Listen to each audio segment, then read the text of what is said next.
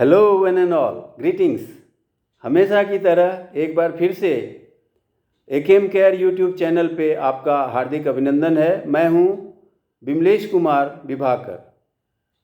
आज विश्व प्रकृति दिवस है, वर्ल्ड्स नेचर डे, जो 2010 से हर एक साल 3 अक्टूबर को सेलिब्रेट किया जाता है, जिसकी शुरुआत WNO वर्ल्ड नेचर ऑर्गेनाइजेशन द्वारा की गई थी, जिनका मूलतः उद्देश्य ये था कि इन्वायरमेंट प्रोटेक्शन के संबंध में लोगों को अवेयर करें और इसकी पहल के लिए लोगों को ज़्यादा से ज़्यादा एक साथ लाया जा सके।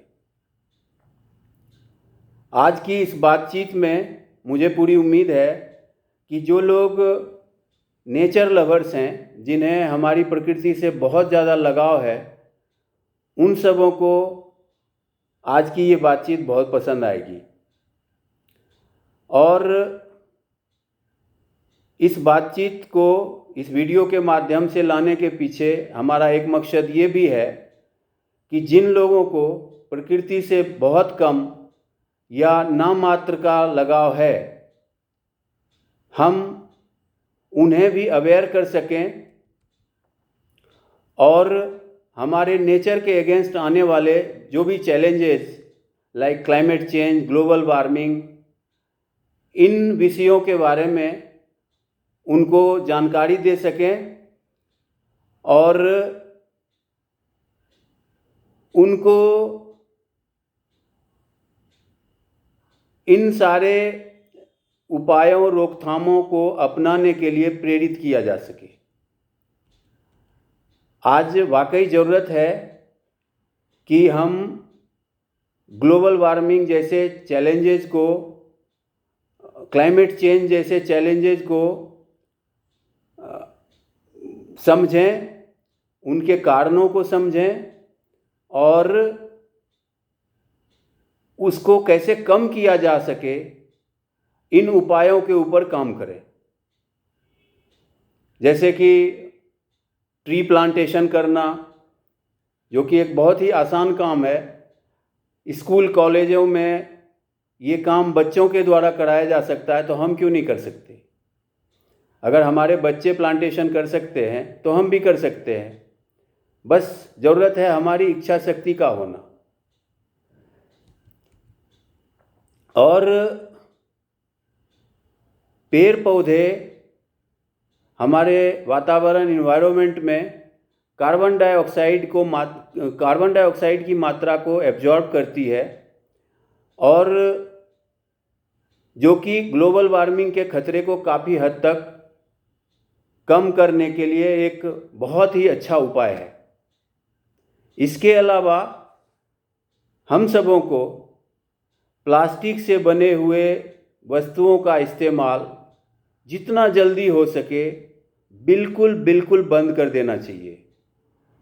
और हमारे घर के बाकी लोगों को, अगल बगल के लोगों को, या जो भी हमारे टच में हैं, उन लोगों को भी मोटिवेट करना चाहिए कि भाई आप प्लास्टिक से बने हुए जो भी चीज़ें आप यूज करते हो, उसका प्रयोग जितना जल्दी हो सके बंद करिए।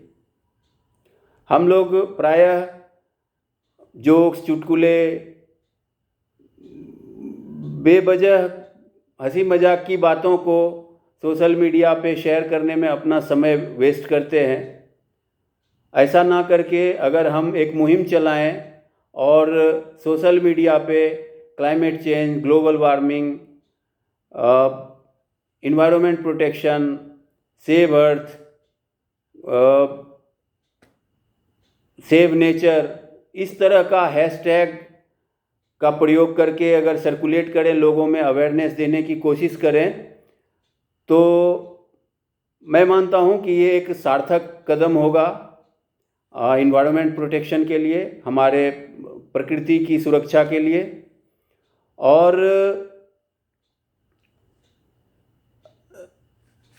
साथ में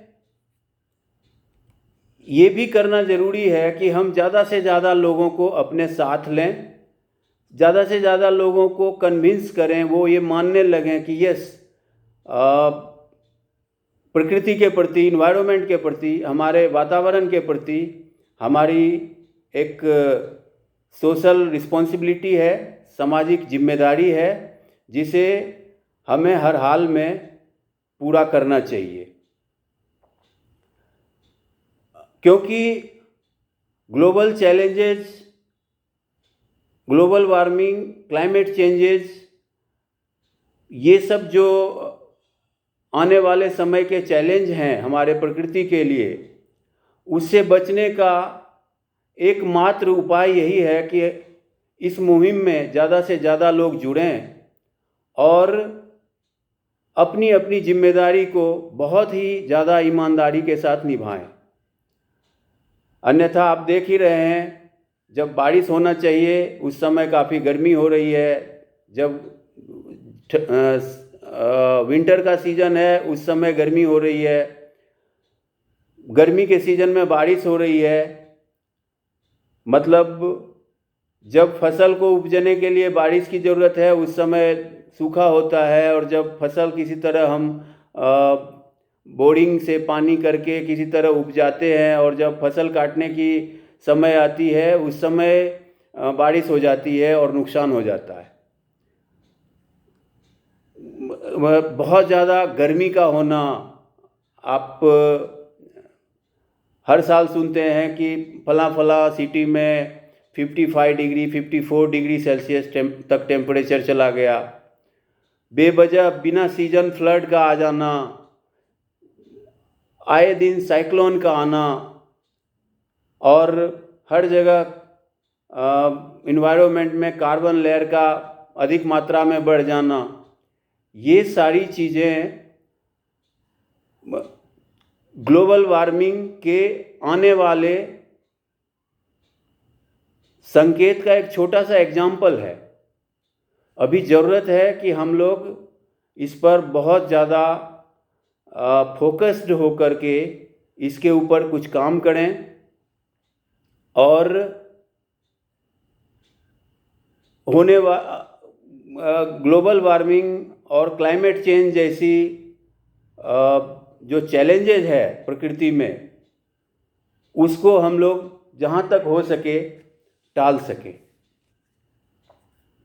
आने वाले समय में हमारे लिए और हमारे आने वाली पीढ़ी के लिए ये बहुत बड़ा भयानक संकट